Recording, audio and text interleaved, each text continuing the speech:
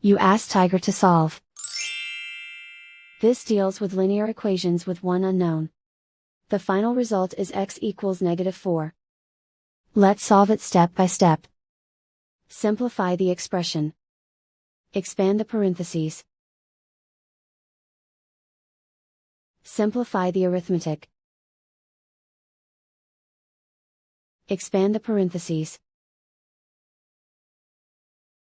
Simplify the arithmetic.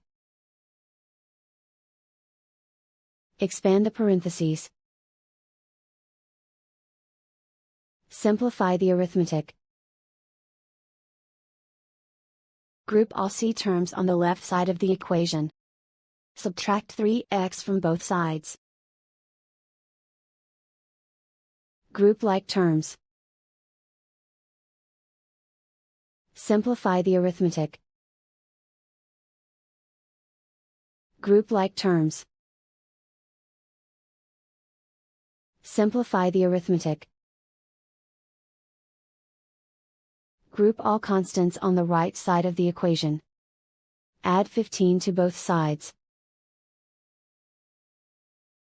Simplify the arithmetic.